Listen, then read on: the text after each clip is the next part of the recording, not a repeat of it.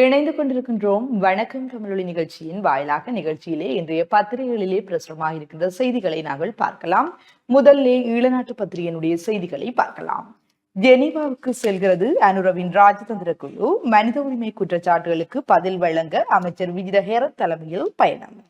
ஐக்கிய நாடுகள் சபையின் மனித உரிமைகள் பேரவையின் பொறுப்பு கூறல் குற்றச்சாட்டுகளுக்கு பதிலளிக்கும் வகையில் வெளிவிவகார அமைச்சர் விஜித ஹேரத் தலைமையிலான ராஜதந்திர சிறப்பு குழு எதிர்வரும் 23ஆம் தேதி ஞாயிற்றுக்கிழமை ஜெனீவாவுக்கு விஜயம் செய்கிறது என்கிறதான செய்தி பிரதான தலைப்பு செய்தியாக ஈழநாட்டு பத்திரிகையிலே பிரசுரமாக இருக்கிறது. தொடர்ச்சியாக செய்திகளை பார்க்கின்ற போது மாவையின் புகழுடல் தீயுடன் சங்கமம் என்கிறதான படத்துடன் கூடிய ஒரு செய்தி. கடவுச்சீட்டு அலுவலகத்தை விரைவில் 24 மணி நேரமும் திறக்க நடவடிக்கை, ஜனாதிபதி அன்றகுமார் உறுதி. தற்போதைக்கு கடவுச்சீட்டு பெறுவதில் நிலவும் நெருக்கடிகளை குறைக்கும் வகையில் மிக விரைவாக கடவுச்சீட்டு அலுவலகத்தை 24 மணி நேரமும் திறந்து வைக்க உள்ளதாக ஜனாதிபதி அன்றகுமார் திசாநாயக்க உறுதியளித்துள்ளார் என்கிறதான ஒரு செய்தியும் பிரசுரமாக இருக்கிறது. உயர் நீதிமன்ற தீர்ப்பின் அடிப்படையில் உள்ளூராட்சி தேர்தல் திகதி தீர்மானம். உள்ளூராட்சி சபை தேர்தலில் மக்கள் ஆதரவுடன் வெல்வோம், சஜித் பிரேமதாச சூளுரை என்கிறதான ஒரு செய்தி. அதானியின் திட்டம் மறுமதிப்பீடு, இரு குழுக்களை நியமித்தது அரசு என்கிறதான கட்டமிடப்பட்டுள்ள ஒரு செய்தியும் பிரசுரமாகி இருக்கிறது. நட்டத்தில் இயங்கி வரும் 113 அரசு நிறுவனங்கள் மறுசீரமைக்க ஜனாதிபதி உத்தரவு. தூதுவர்களை மாற்றுகிறது அரசு. வெளிநாடுகளில் உள்ள இலங்கை தூதரகங்களுக்கு நியமிக்கப்பட வேண்டியவர்களின் பெயர் பட்டியலை அரசாங்கம் இறுதி செய்து வருகிறது என்கிறதான ஒரு செய்தியும் பிரசுரமாக இருக்கிறது. கோழிறைச்சி முட்டையின் விலைகள் வீழ்ச்சி. மகிந்தவுக்கு இல்லம் வழங்க அனுமதித்த கூட்டத்தில் அனுர ரணில் வெளியிட்ட பரபரப்பு தகவல். முன்னாள் ஜனாதிபதி மகிந்த ராஜபக்ஷவுக்கு இல்லத்தை வழங்குவதற்கு அனுமதி வழங்கிய கூட்டத்தில் தற்போதைய ஜனாதிபதி அன்றகுமார் திசாநாயக்கவும் பிரசன்னமாகியிருந்தார் என முன்னாள் ஜனாதிபதி ரணில் விக்ரமசிங்க தெரிவித்துள்ளார். முதல் தடவையாக கூடும் கோப் குழு என்கிறதான ஒரு செய்தியும் பிரசுரமாக இருக்கின்றது. தொடர்ச்சியாக ஈழநாட்டு பத்திரிகையினுடைய உட்பக்க செய்திகளை பார்க்கலாம்.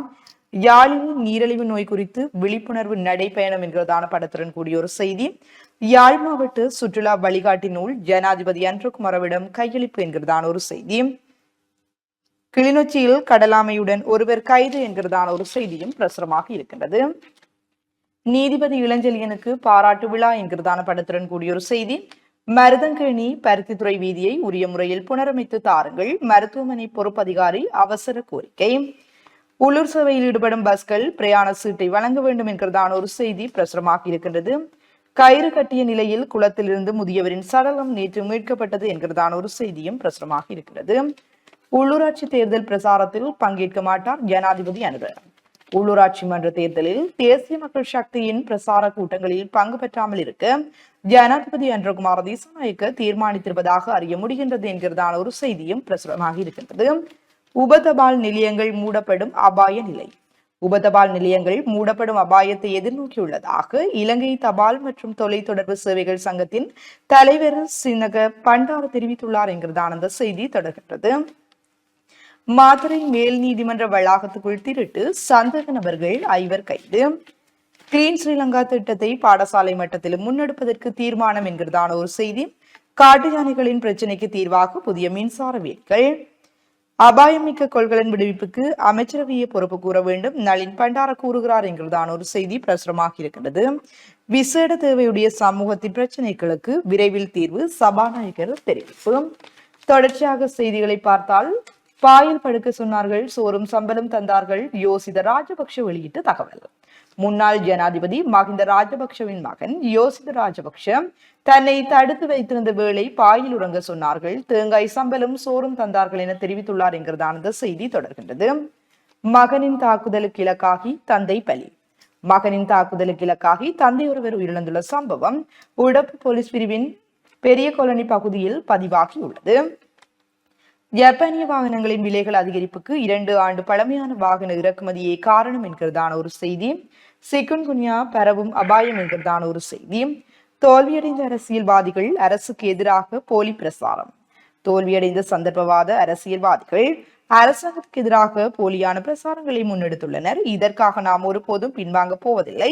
எமக்கு வழங்கப்பட்ட மக்கள் ஆணையின் நோக்கத்தை நாம் ஆழமாக புரிந்து கொண்டுள்ளோம். அதற்கேற்பவே நாம் செயற்படுவோம் என பொதுமக்கள் பாதுகாப்பு மற்றும் பாராளுமன்ற அலுவலர்கள் அமைச்சின் ஆனந்த விஜயபால தெரிவித்துள்ளார். தொலைத்தொடர்பு கம்பி திருடி, அதாவது தொலைத்தொடர்பு கம்பி திருடி விற்றவர் 5 கைது என்கிறதான ஒரு செய்தி. அதிகரித்து வரும் பாலியல் நோய்கள், வைத்தியர்கள் எச்சரிக்கை. நாட்டின் இளைஞர்களிடையே HIV மற்றும் பாலியல் நோய்கள் அதிகரித்து வருவதாக சமூக மருத்துவ நிபுணர்கள் சங்கத்தின் வைத்திய நிபுணர் விந்தியா குமாரபெலி சுட்டிக்காட்டியுள்ளார் என்கிறதான இந்த செய்தி தொடர்கின்றது. வீதி விபத்துகளால் 12,182 பேர் உயிரிழப்பு. நாட்டில் தொற்று நோய்களை விட கவனக்குறைவால் அதிக மரணம். நாட்டில் தொற்று நோய்களை விடவும் எமது கவனக்குறைவால் ஏற்படக்கூடிய விபத்துகளால் உயிரிழப்பவர்களின் எண்ணிக்கை அதிகரித்துள்ளது என்று இலங்கை மருத்துவர் சங்கத்தின் விசேட மருத்துவ நிபுணர் சுரந்த பெரேரா தெரிவித்துள்ளார். தனியார் வாகன இறக்குமதிக்கு நிபந்தனையுடன் அரசு அனுமதி, வர்த்தமானி அறிவித்தல் வெளியீடு. கொள்கலன் விடுவிப்பது குறித்து 29 சங்கங்கள் அரசுக்கு ஆலோசனை என்கிறதான ஒரு செய்தி. நெருக்கடி ஏற்படுவதை தவிர்க்கவே வாகனங்களுக்கான வரி அதிகரிப்பு, ஜனாதிபதி அன்ரகுமார தெரிவிப்பு. நாட்டில் மற்றொரு நெருக்கடி ஏற்படுவதை தவிர்க்கும் நோக்கிலேயே இறக்குமதியாகும் வாகனங்களுக்கான வரி அதிகரிக்கப்பட்டுள்ளதாக ஜனாதிபதி அன்ரகுமார திசாநாயக்க தெரிவித்துள்ளார். கனிய மணல் அகழ்வு மூலம் வருமானம் பெற அரசு திட்டம். புல்மோட்டையில் அமைச்சர் சுனில் ஆராய்வு. திருகோணமலை புல்மோட்டையில் கனிய மணல் அகழ்வு மூலம் வருமானத்தை அதிகரிக்க அரசாங்கம் திட்டமிட்டுள்ளது. இது தொடர்பில் கைத்தொழில் துறைகள் மற்றும் தொழில் முயற்சியாண்மை அமைச்சர் சுனில் கந்துன்னித்தி தலைமையிலான குழுவினர் ஆய்வுகளை மேற்கொண்டுள்ளனர் என்கிறதான செய்தி தொடர்கின்றது. கமநல சேவை நிலையத்தில் புலமை பரிசில் வழங்கல் என்கிறதான படத்துடன் கூடிய ஒரு செய்தி. கிழக்கு மாகாண ஆளுநர் தலைமையில் கிளீன் ஸ்ரீலங்கா திட்டம் முன்னெடுப்பு. டெங்கு நுளம்பை கட்டுப்படுத்த காரைதீவில் நேற்று களப்பணி என்கிறதான படத்துடன் கூடிய ஒரு செய்தி. முன்னாள் MP கருணாகரம் பயணித்த வாகனம் விபத்து, ஒருவர் மருத்துவமனையில் அனுமதி. மூதூரில் உழவர் தின நிகழ்வு என்கிறதான படத்துடன் கூடிய ஒரு செய்தி பிரசுரமாக இருக்கின்றது. தொடர்ச்சியாக உலக செய்திகள் பக்கத்தில் பார்க்கின்ற போது அமெரிக்க பொருட்களுக்கு 25% வரி விதித்தது கனடா. அமெரிக்காவிலிருந்து இறக்குமதி செய்யப்படும் பொருட்களுக்கு கனடா 25% வரி விதித்துள்ளது என்கிறதானது செய்தி. பயங்கரவாதிகள் மீது அமெரிக்கா தாக்குதல். விமான விபத்துகளினால் அமெரிக்காவில் அச்சம் என்கிறதான ஒரு செய்தி. பாகிஸ்தானில் 4 பயங்கரவாதிகள் சுட்டுக்கொலை. உக்ரைன் மீது ரஷ்யா ஏவுகணை தாக்குதல், 5 உயிரிழந்தனர். படையினர் பயங்கரவாதிகள் துப்பாக்கி சண்டை, 30 பேர் பலி. ஸ்டேல் பணைய கைதிகளை விடுதலை செய்தது கமாஸ் என்கிறதான ஒரு செய்தியும் பிரசுரமாக இருக்கின்றது. தொடர்ச்சியாக விளையாட்டு செய்திகள் பக்கத்தில் பார்க்கின்ற போது 15 ஓட்டங்கள் வித்தியாசத்தில் இந்திய அணி அபார வெற்றி என்கிறதான ஒரு செய்தி. சச்சினுக்கு விருது என்கிறதான படத்துடன் கூடிய ஒரு செய்தி பிரசுரமாக இருக்கின்றது. ஆசிய அசத்தல் வெற்றி இலங்கை சொதப்பல் என்கிறதான ஒரு செய்தியும் பிரசுரமாக இருக்கின்றது. தொடர்ச்சியாக உள்நாட்டு செய்திகளை பார்க்கின்ற போது லண்டனில் சிறப்புரையாற்ற உள்ளார் ரணில் என்கிறதான ஒரு செய்தி. சட்டவிரோதமாக இறக்குமதி செய்த இஞ்சி தொகையுடன் 4 கைது. இறுதிப்பக்க செய்திகளை பார்க்கின்ற போது நாட்டில் டெங்கு நோயாளர்களின் எண்ணிக்கை மேலும் அதிகரிப்பு. இலங்கைக்கான நிதி ஒதுக்கீட்டை பட்ஜெட்டில் அதிகரித்தது இந்தியா. இலங்கை ரூபாயில் சுமார் 1032 கோடி. இந்தியாவில் வரவு செலவு திட்டத்தில் இலங்கைக்கான 300 கோடி இந்திய ரூபாய் ஒதுக்கீடு செய்யப்பட்டுள்ளது என்கிறதான செய்தியும் பிரசுரமாக இருக்கின்றது. 88 தேசிய பாடசாலைகளில் தரம் 1 அதிபர்கள் இல்லை என்கிறதான ஒரு செய்தி. தொலைத்தொடர்பு கோபுரத்தில் இருந்து வீழ்ந்த இளைஞன் பரிதாபமாக மரணம். வவனியா மகாரம்பை குளத்தில் அமைந்துள்ள தொலைத்தொடர்பு கோபுரத்தில் இருந்து வீழ்ந்த ஒருவர் உயிரிழந்துள்ளதாக வவனியா போலீசார் தெரிவித்துள்ளனர். சுதந்திர தின பாதுகாப்பு பணியில் 1650 போலீசார் என்கிறதான ஒரு செய்தி. வருடாந்தம் 500 ரூபாய் பில்லியன் இழப்பை சந்திக்கிறது நாடு. தனியார் பஸ் உரிமையாளர்கள் சங்கம் என்கிறதான ஒரு செய்தி. கடலில் சிக்கிய தாயும் மகளும் மீட்பு. போக்குவரத்து விதிகளை மீறிய 31,905 சாரதிகள் மீது நடவடிக்கை என்கிறதான ஒரு செய்தி. சகோதரன் தவறுதலாக விழுந்து 6 மாத குழந்தை உயிரிழப்பு என்கிறதான ஒரு செய்தியும் பிரசுரமாக இருக்கின்றது. இவைதான் இன்று ஈழநாட்டு பத்திரிகையிலே பிரசுரமாக இருக்கின்ற முக்கிய செய்திகளாக அமைந்திருக்கின்றன. தொடர்ச்சியாக நிகழ்ச்சியிலே நாங்கள் வலம்புரி பத்திரிகையினுடைய செய்திகளை பார்க்கலாம்.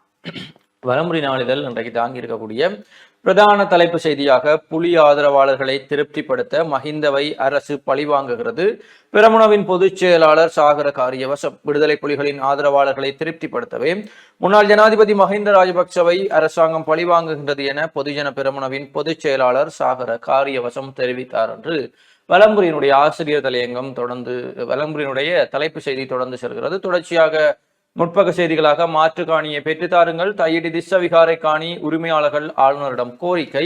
யாழ்ப்பாணம் காங்கேசந்துறை திஸ்ஸ விகாரை அமைந்துள்ள காணியின் உரிமையாளர்கள் விகாரைக்கு சொந்தமான அயலில் உள்ள காணியையும் மாற்றீடாக தமக்கு வழங்க வேண்டும் என தன்னிடம் கோரியிருந்ததாக வடமாகாண ஆளுநர் நா வேதநாயகன் தெரிவித்தார் என்று அந்த செய்தி காணப்படுகிறது.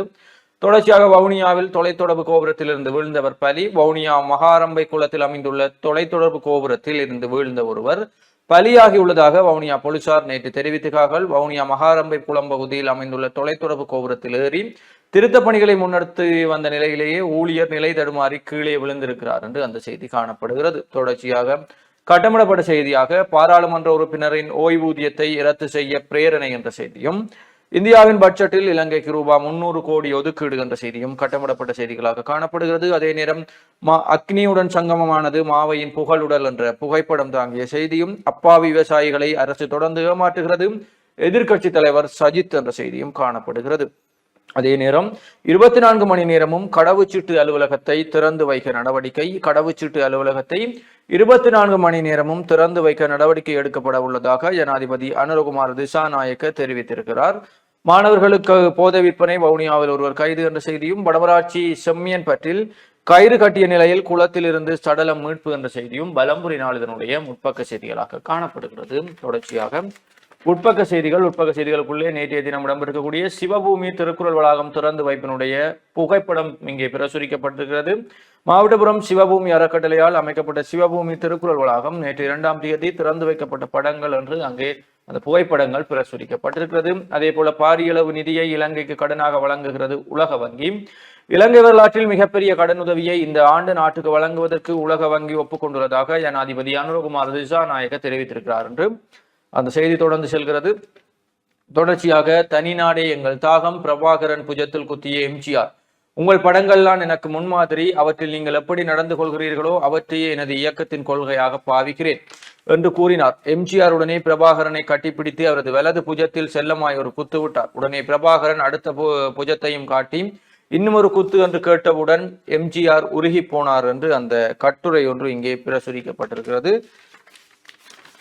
தொடர்ச்சியாக வலமுறை நாளுடைய உட்பக்க செய்திகளுக்குள் சுவீகரிக்கப்பட்ட காணிகள் தொடர்பில் அரசாங்கம் விரைந்து நடவடிக்கை எடுக்கும் உறுதிபட தெரிவித்தார் ஜனாதிபதி என்ற செய்தியும், சீரணி ஸ்ரீ நாகபூசணி அம்பாள் ஆலய மகா கும்பாபிஷேகம் தொடர்பான செய்திகளும் இங்கே பிரசுரிக்கப்பட்டிருக்கிறது. அதே போல புகைப்படம் தாங்கிய செய்தியாக நீரிழிவு விழிப்புணர்வு நடைபயணம், யாழ்ப்பாணம் போதனா வைத்தியசாலையும் நீரிழிவு கழகமும் இணைந்து நடாத்திய நீரிழிவு விழிப்புணர்வு நடைபயணம் நேற்று முன்தினம் சனிக்கிழமை காலை நடைபெற்றது என்று அந்த செய்தி காணப்படுகிறது.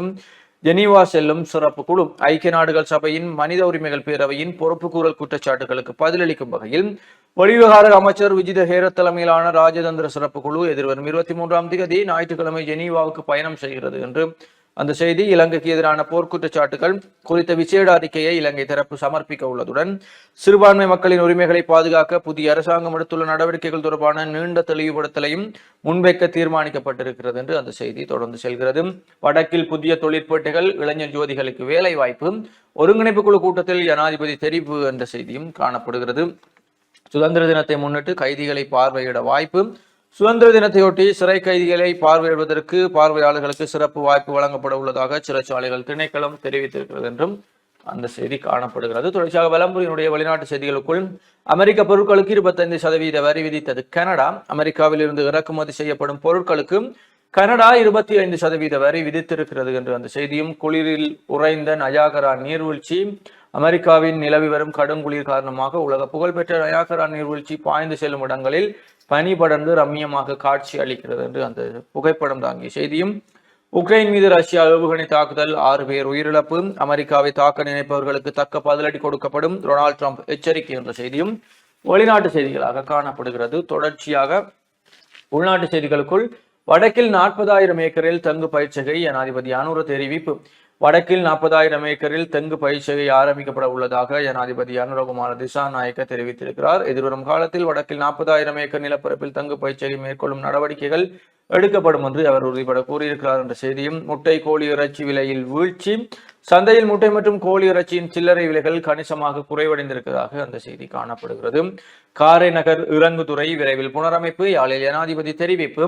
காரைநகர் இறங்குதுறை இந்திய அரசின் நிதியுதவியில் விரைவில் புனரமைக்கப்படும் என ஜனாதிபதி அனுரகுமார திசாநாயக்க தெரிவித்திருக்கிறார் என்ற செய்தியும், வைரஸ் தாக்கத்தால் பன்றிகளை இழந்த பண்ணையாளர், கிளிநொச்சி செல்வாநகர் கிராமத்தில் பன்றி பண்ணையில் இருந்து அனைத்து பன்றிகளும் வைரஸ் தாக்கம் காரணமாக இறந்து விட்டதாக பண்ணை உரிமையாளர் கவலை தெரிவித்திருக்கிறார். பல லட்சங்கள் முதலீடு செய்து பன்றி பண்ணையை நடாத்தி வந்த நிலையில் தற்போது நாடளாவிய ரீதியில் பரவி வரும் வைரஸ் நோய் தாக்கத்தின் காரணமாக தங்கள் பண்ணையில் உள்ள அனைத்து பன்றிகளும் இறந்து விட்டதாக அவர் தெரிவித்திருக்கிறார் என்று அந்த செய்தி. இதன் மூலம் தனக்கு 75 லட்சத்துக்கு மேல் நட்டம் ஏற்பட்டிருப்பதாகவும் தெரிவித்திருக்கிறார். வருடாந்தம் 2000 பேர் தொழுநோயால் பாதிப்பு, தேசிய தொழுநோய் ஒழிப்பு இயக்கம் என்ற செய்தியும், சிக்கன்குனியா பரவும் அபாயம், குழந்தை நல மருத்துவர் எச்சரிக்கை என்ற செய்தியும் காணப்படுகிறது. அதே போல உப்பு விலை உயர வாய்ப்பு என்ற செய்தியும், 88 தேசிய பாடசாலைகளில் அதிபர்கள் பற்றாக்குறை, கல்வி அமைச்சு அறிவிப்பு என்ற செய்தியும் காணப்படுகிறது. தொடர்ச்சியாக வலம்புரியினுடைய ஆசிரியர் தலையங்கமாக தமிழ் மக்களை பிரித்து விட்டீர்களா என்ற ஆசிரியர் தலையங்கத்தோடு இன்றைய வலம்புரி காணப்படுகிறது. அதே போல சீனாவுக்கு ட்ரம்ப் விதித்த வரிகளை இலங்கைக்கும் விதித்தால் என்ன செய்வது, பகிரங்கப்படுத்தப்படாத இலங்கை சீன ஒப்பந்தம் குறித்து ரணில் ஹாட்டம் என்ற செய்தியும், யுத்த வெற்றிக்காக மஹிந்தவை தோளில் சுமந்து திரிய முடியாது, பிரதி அமைச்சர் ரங்க விளாசல் யுத்தத்தை முடிவுக்கு கொண்டு வந்தார் என்பதற்காக மஹிந்த ராஜபக்சவை தோளில் சுமந்து கொண்டு இருக்க முடியாது, கௌரவம் என்பதொன்று இருக்குமாயின் மஹிந்த ராஜபக்ச உத்தியோகபூர்வமாக அரச இல்லத்திலிருந்து வெளியேற வேண்டும் என இளைஞர் விவகார பிரதி அமைச்சர் ரங்க குணசேகர தெரிவித்திருக்கிறார். தோல்வி கண்டவர்களே அரசை விமர்சிக்கின்றனர், பாதுகாப்பு அமைச்சர் விஜயபால என்ற கட்டமிடப்பட்ட செய்தியும், முறையற்ற வகையில் அபாயகர கொள்கலன்கள் விடுவிப்பு, அமைச்சரவையை முழு பொறுப்பு என்கிறார் நளின் பண்டார எம்பி என்ற செய்தியும் காணப்படுகிறது. தொடர்ச்சியாக வலம்புரி நாளினுடைய இறுதிப்பக்க செய்திகளாக சட்டவிரோத சொகுசு வாகனங்களை உபயோகிக்க முக்கிய புள்ளிகளுக்கு செக், அதிரடி காட்டினார் ஜனாதிபதி அனுர என்ற செய்தியும், முன்னாள் ஜனாதிபதி ரணில் இன்று லண்டனுக்கு விஜயம், நமது காலத்தில் பெரும் பிரச்சனைகளை கையாளுதல் என்ற துணைப்பொருள் இடம்பெறும் விசேட கலந்துரையாடலில் பங்கேற்பதற்காக முன்னாள் ஜனாதிபதி ரணில் விக்ரமசிங்க இன்று திங்கட்கிழமை லண்டனுக்கு விஜயம் செய்ய உள்ளார் என்று அந்த செய்தியும் காணப்படுகிறது. இதுதான் வலம்புரி நாளிலுடைய இன்றைய முக்கிய செய்திகளாக இருக்கிறது. தொடர்ச்சியாக உதய நாளிலோடு இணைந்திருப்போம். உதயன் பத்திரிகையினுடைய செய்திகளை நாங்கள் பார்க்கலாம். தமிழர்களின் எதிர்பார்ப்பை நிச்சயம் நிறைவேற்றுவோம், ஜனாதிபதி அன்ருகுமார் தெரிவிப்பு. வடக்கு மக்கள் தெற்கு தலைவர் மீது முதன்முறையாக நம்பிக்கை வைத்துள்ளனர். இது மிக முக்கியமாகும். அந்த மக்களுக்கு நிறைய எதிர்பார்ப்புகள் உள்ளன, அவற்றை நாம் நிறைவேற்றுவோம். வடக்கில் உள்ள பிரச்சனைகளுக்கு கூடிய விரைவில் தீர்வு காண்போம் என்கிறதான செய்தி பிரதான தலைப்பு செய்தியாக உதயன் பத்திரிகையிலே பிரசுரமாக இருக்கின்றது. தொடர்ச்சியாக செய்திகளை பார்க்கலாம். புலிகளின் நிகழ்ச்சி நிரலை செயற்படுத்துகின்றது அரசு, பழைய பல்லவியை பாடும் மகிந்த தரப்பு என்கிறதான ஒரு செய்தி. சட்டவிரோத பிகாரிக்கு காணிகளை கையளிக்க தையிட்டி மக்கள் தயார், வடக்கு ஆளுநர் தெரிவிப்பு. அதிக போதையால் இளைஞன் மரணம் என்கிறதான கட்டமிடப்பட்டுள்ள ஒரு செய்தி பிரசுரமாக இருக்கின்றது. திடீரென சுயநமுற்ற 29 வயது இளைஞன் ஒருவர் உயிரிழந்துள்ளார். இந்த சம்பவம் யாழ்ப்பாணம் கொழும்பு துறையில் நடந்துள்ளது என்கிறதான இந்த செய்தி. பஸ்ஸில் கஞ்சா கடத்தல், 2 நேற்று கைது. இந்தியாவின் பட்ஜெட்டில் இலங்கைக்கு 300 கோடி என்கிறதான ஒரு செய்தி பிரசுரமாக இருக்கின்றது. லண்டன் செல்லும் ரணில் என்கிறதான ஒரு செய்தி. தொலைத்தொடர்பு கோபுர திருத்த பணியில் இருந்தவர் தவறி வீழ்ந்து உயிரிழப்பு. மாவையின் உடல் தீயுடன் சங்கமம் என்கிறதான படத்துடன் கூடிய ஒரு செய்தி பிரசுரமாக இருக்கிறது. தொடர்ச்சியாக உதயன் பத்திரிகையினுடைய உட்பக்க செய்திகளை நாங்கள் பார்க்கலாம். நீதிபதிக்கே நீதி கிடைக்க எங்கு செல்வது, இளஞ்செழியன் ஆதங்கம். நீதித்துறையில் 28 ஆண்டுகளை பூர்த்தி செய்த முதல் தமிழ் நீதிபதியாக கடமையாற்றி மேன்முறையீட்டு நீதிமன்ற நீதிபதியாக நியமிக்கப்பட்டிருக்க வேண்டிய நிலையில் இழுத்தடிப்புகளினாலும் காலதாமதங்களினாலும் ஓய்வு பெற்றுள்ளேன். புரியாத புதிராக எனது நீதித்துறை வாழ்க்கை முடிவுறுகிறது என்று வவுனியா மேல் நீதிமன்ற முன்னாள் நீதிபதி மாணிக்கவாசகர் இளஞ்செழியன் ஆதங்கம் வெளியிட்டுள்ளார் என்கிறதான அந்த செய்தி பிரசுரமாக இருக்கிறது. பேருந்து கட்டணம் ஜூலையில் உயரும் என்கிறதான ஒரு செய்தி. கேட்டது 38, கிடைப்பது 20. யாழ் மாவட்டத்திற்கு 38 பேருந்துகளின் தேவைப்பாடு உள்ளதாக கூறப்பட்டுள்ள நிலையில் 20 பேருந்துகளே அரசாங்கத்தினால் பரிந்துரைக்கப்பட்டுள்ளன என்கிறதான அந்த செய்தி தொடர்கின்றது. ஆட்டத்தை ஆரம்பித்தது பெரமுன என்கிறதான கட்டமிடப்பட்டுள்ள ஒரு செய்தி. யாழ் மாவட்டத்தில் 2642 ஏக்கர் காணி படையினர் வசம் என்கிறதான ஒரு செய்தி பிரசுரமாக இருக்கின்றது. மணல் கடத்தல், 2 கைது. யாழ் மாவட்ட சுற்றுலா வழிகாட்டி நூல் வெளியீடு என்கிறதான படத்துடன் கூடிய ஒரு செய்தி பிரசுரமாக இருக்கின்றது.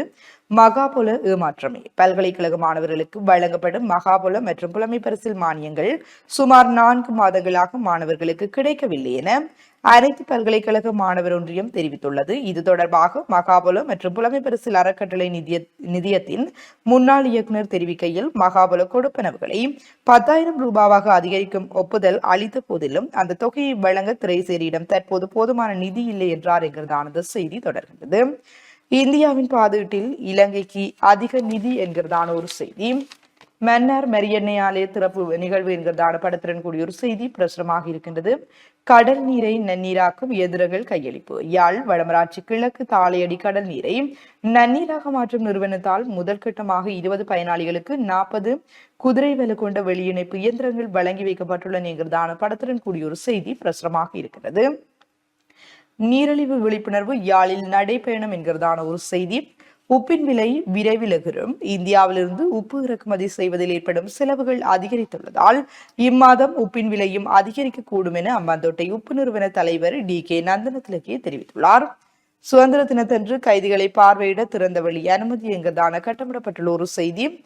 பாடசாலைகளிலும் கிளீன் ஸ்ரீலங்கா என்கிறதான கட்டமிடப்பட்டுள்ள ஒரு செய்தி பிரசுரமாக இருக்கிறது.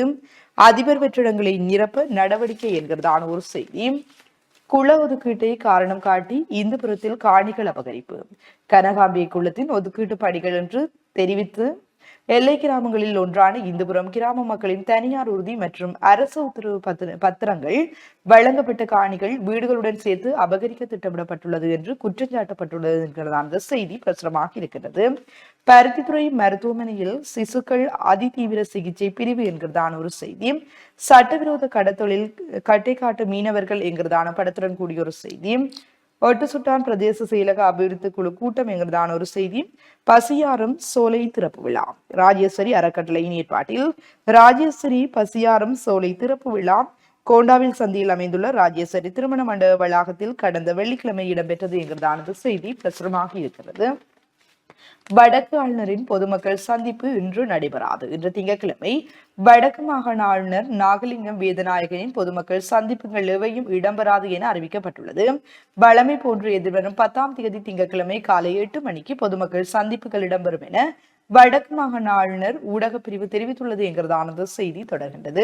நெருக்கடியை தவிர்க்கவே வாகனங்களுக்கு அதிக வரி என்கிறதான ஏற்கனவே பார்த்த ஒரு செய்தி பிரசுரமாக இருக்கிறது. இளைஞர்களிடையே HIV தொற்று உயர்வு. நாட்டில் இளைஞர்களிடையே HIV மற்றும் பாலியல் ரீதியாக பரவும் நோய்கள் அதிகரித்து வருகின்றன என்று சமூக மருத்துவ நிபுணர்கள் சங்கத்தின் நிபுணர் மருத்துவர் விந்தியா குமாரபெல்லி தெரிவித்துள்ளார் என்கிறதானது செய்தி. ஜனநாயகத்தின் தூண் மாவை ரணில் இரங்கல் என்கிறதான படத்துடன் கூடிய ஒரு செய்தி. கிணற்றில் வீழ்ந்து குழந்தை பலி. சகோதர சமூகங்களுடன் உணர்வுகளால் கலந்தவர் மாவை ரிஷாத் பதியுதீன் இரங்கல் என்கிறதான ஒரு செய்தியும் பிரசுரமாக இருக்கின்றது. தொடர்ச்சியாக செய்திகளை பார்க்கின்ற போது நட்டமடைகின்ற அரசு நிறுவனங்கள் மறுசீரமைப்பு என்கிறதான ஒரு செய்தி.